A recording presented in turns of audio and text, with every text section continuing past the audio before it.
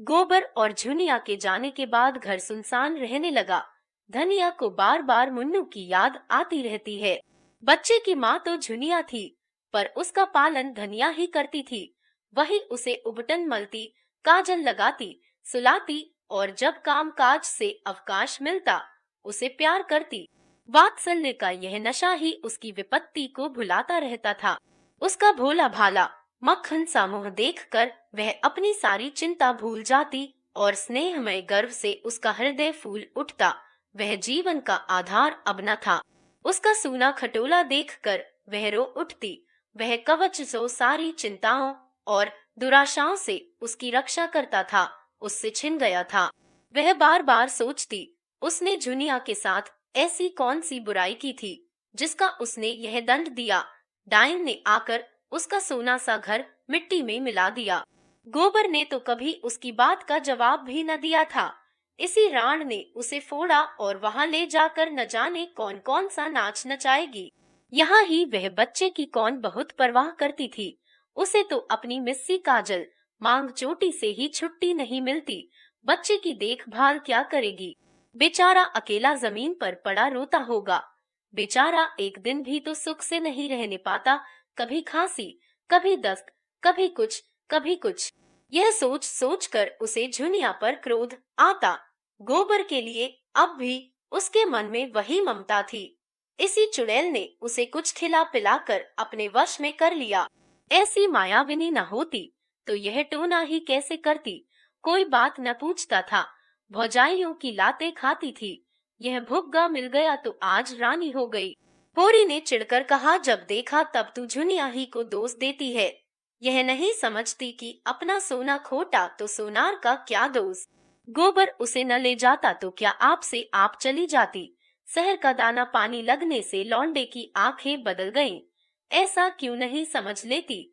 धनिया गरज उठी, अच्छा चुप रहो। तुम ही ने राण को मूड पर चढ़ा रखा था। नहीं, मैंने पहले ही दिन झाड़ू मारकर निकाल दिया होता। खलिहान में डांठे जमा हो गई थी। होरी बैलों को जुखर कर अनाज मारने जा रहा था।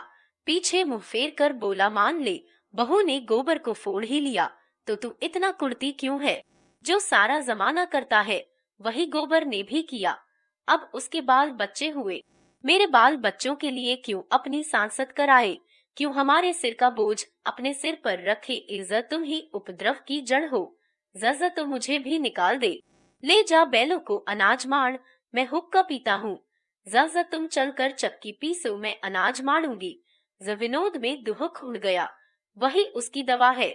धनिया प्रसन्न होकर रूपा के बाल गूंथने बैठ गई जो बिल्कुल उलझ कर रह गए थे और होरी खलिहान चला।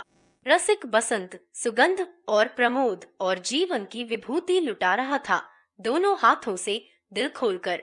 कोयल आम की डालियों में छिपी अपनी रसीली मधुर आत्मस्पर्शी कूक से आशाओं को जगाती फिरती थी। महुए की डालियों पर मैनों की बारात सी लगी बैठी थी। नीम और सिरस और करौंदे अपनी महक में नशा सा घोल देते थे। होरी आमों के बाग में पहुंचा तो वृक्षों के नीचे तारे से खिले थे।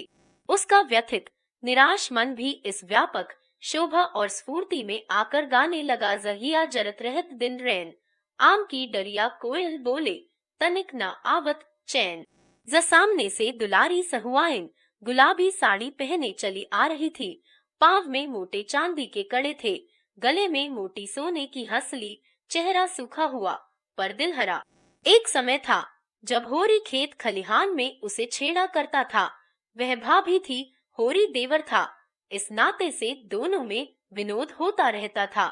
जब से साहजी मर गए, दुलारी ने घर से निकलना छोड़ दिया। सारे दिन दुकान पर बैठी रहती थी और वही वे सारे गांव की खबर लगाती रहती थी। कहीं आपस में झगड़ा हो जाए, सहुआइन वहां बीच बचाव करने के लिए अवश्य पहुंचेगी।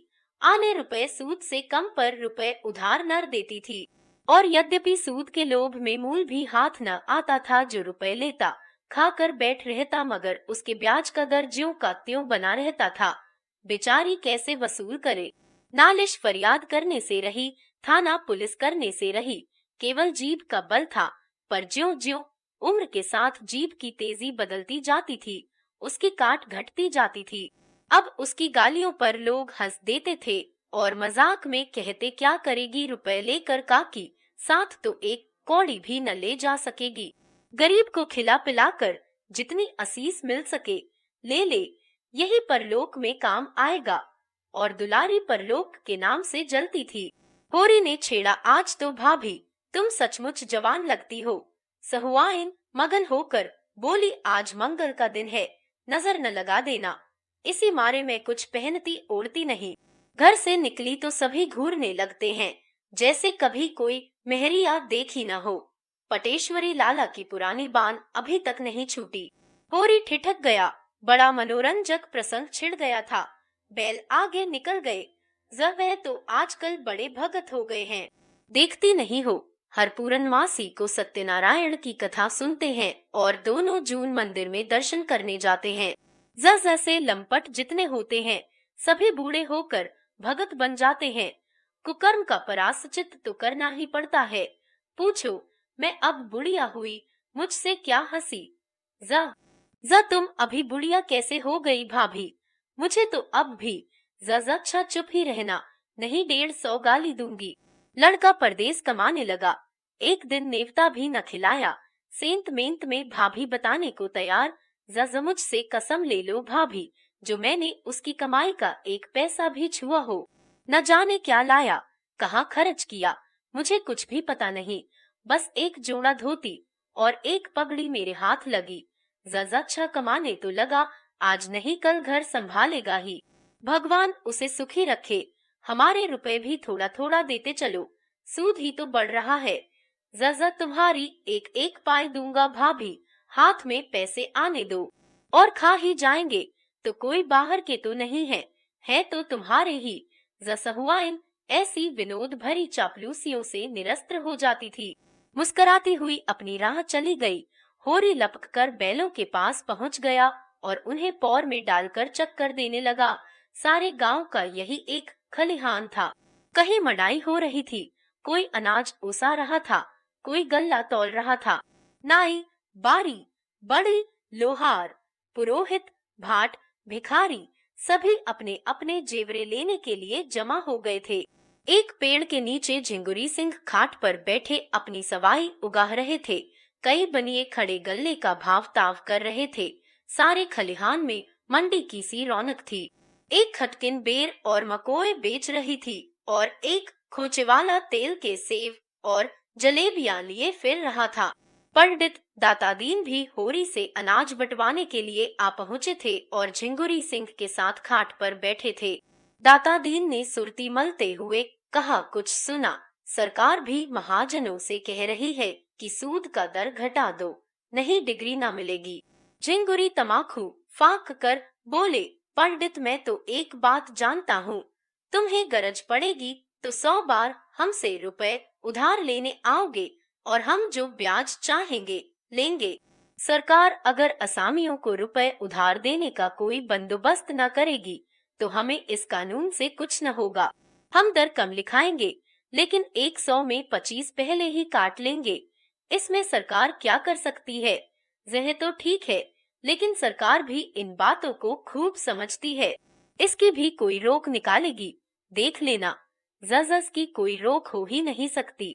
अच्छा, अगर वह शर्त कर दे, जब तक स्टाम्प पर गांव के मुखिया या कारिंदा के दस्तखत न होंगे वह पक्का न होगा, तब क्या करोगे? सामी को 100 बार गरज होगी, मुखिया को हाथ पांव जोड़ के लाएगा और दस्तखत कराएगा। हम तो एक चौथाई काट ही लेंगे। जजार जो फंस जाओ।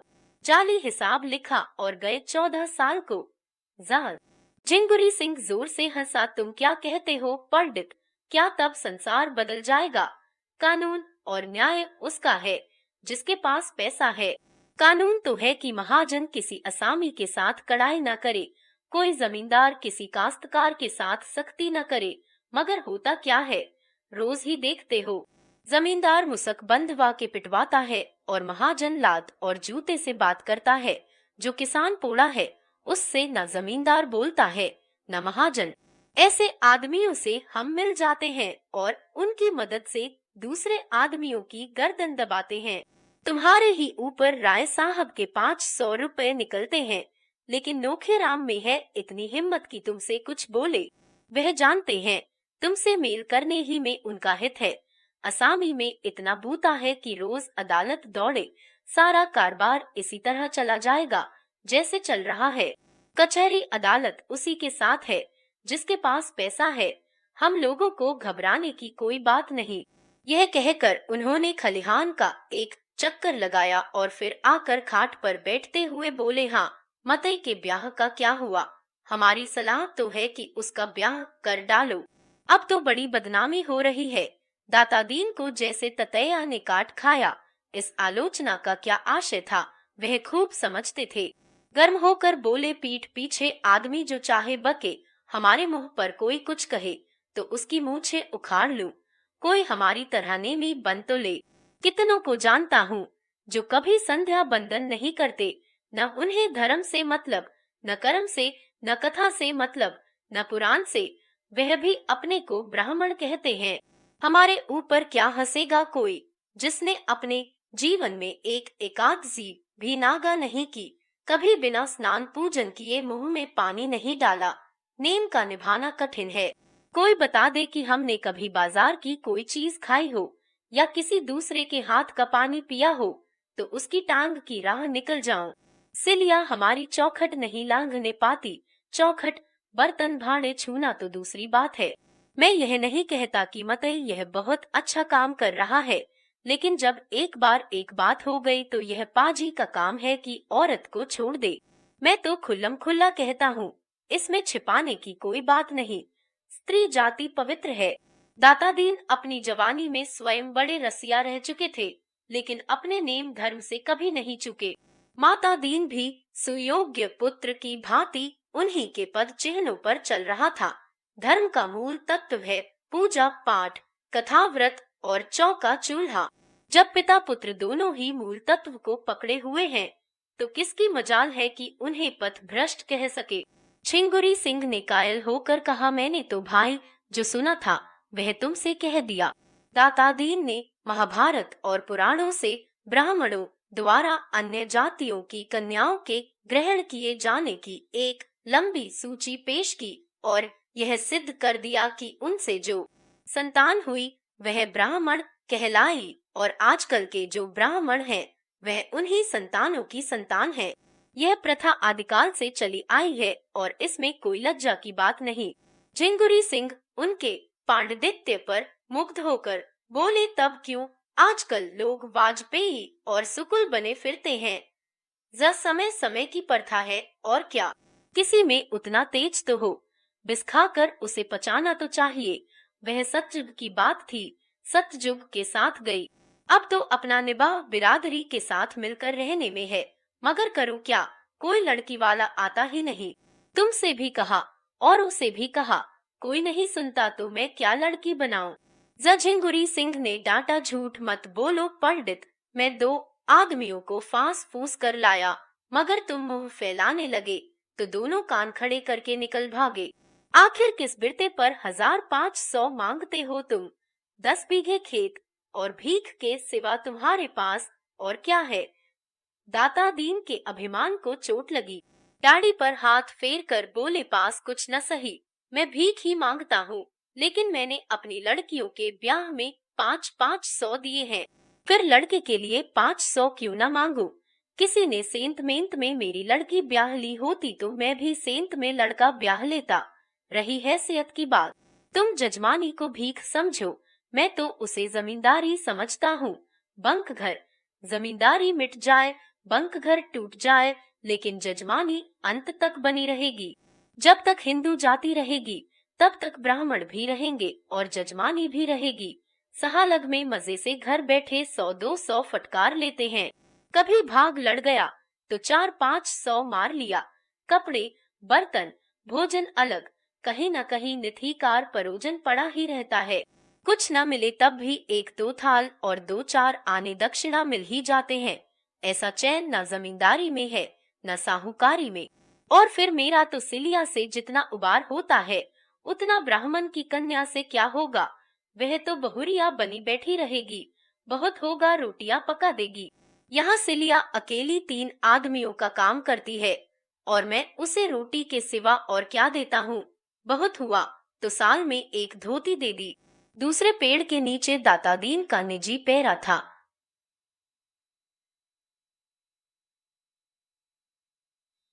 मड़ाई हो रही थी। धन्ना चमार बैलों को हाँक रहा था। सिलिया पैर से अनाज निकाल निकाल कर ओसा रही थी और माता दीन दूसरी ओर बैठा अपनी लाठी में तेल मल रहा था। सिलिया सांवली सलोनी छरहरी बालिका थी जो रूपवती न होकर भी आकर्षक थी।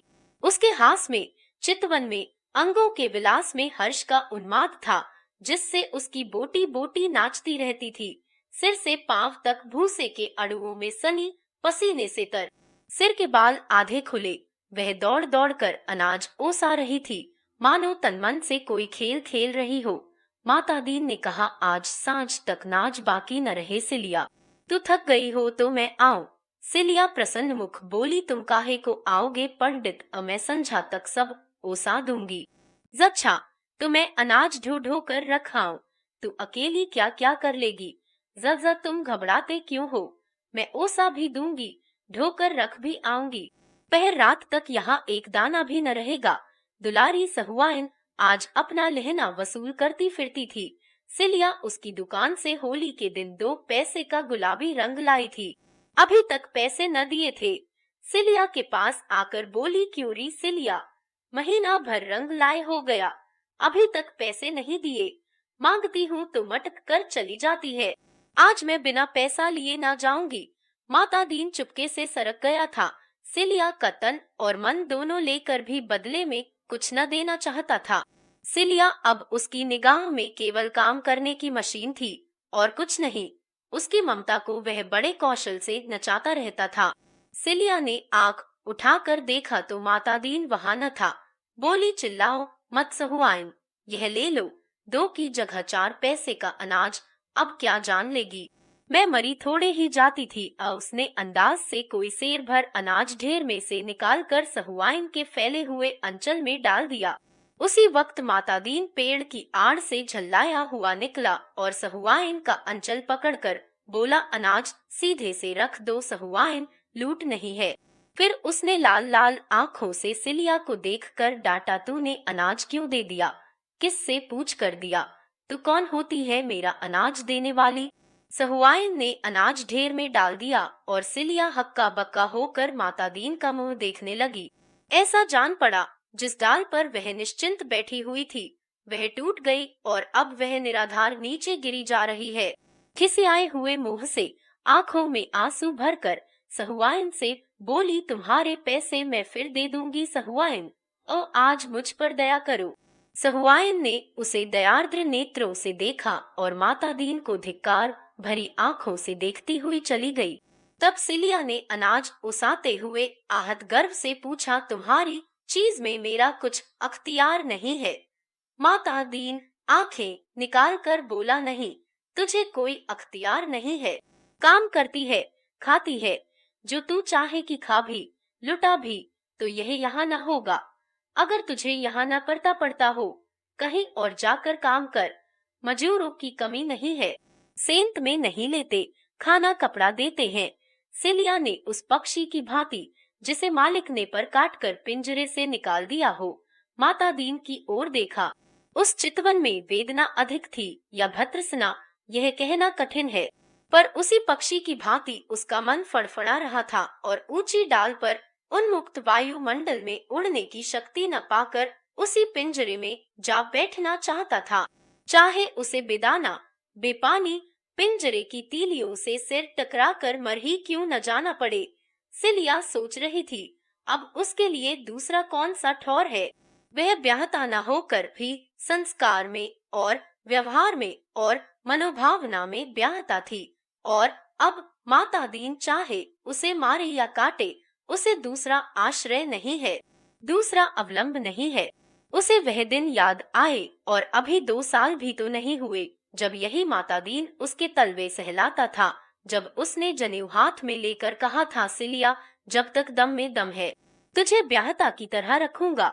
जब वह प्रेमातुर होकर हार में और बाग में और नदी के तट पर उसके पीछे पीछे पागलों की भांति फिरा करता था, और आज उसका यह निष्ठुर व्यवहार, मुट्ठी भर अनाज के लिए उसका पानी उतार लिया।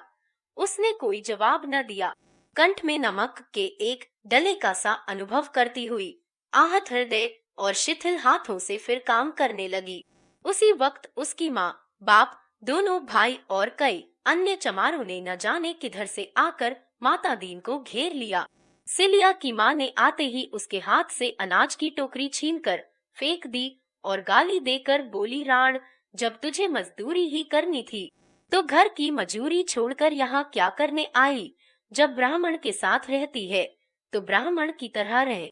सारी बिरादरी की नाक कटवा कर भी चमारिन ही बनना था तो यहाँ क्या घी का लोंदा लेने आई थी? चुल्लू भर पानी में डूब नहीं मरती। झिंगुरी सिंह और दाता दीन दोनों दौड़े और चमारों के बदले हुए तेवर देखकर उन्हें शांत करने की चेष्टा करने लगे। झिंगुरी सिंह ने सिलिया के बाप से पूछा, क्या बात है चौधरी, किस बात का झगड़ा है? सिलिया का बाप हरखू 60 साल का बूढ़ा था, काला, दुबला, सूखी मिर्च की तरह पिचका हुआ, पर उतना ही तीक्ष्ण। बोला, झगड़ा कुछ नहीं है ठाकुर, हम आज या तो माता दीन को चमार बना के छोड़ेंगे या उनका और अपना रकत एक कर देंगे। सिलिया कन्या जात है, किसी न किसी के घर जाएगी ही।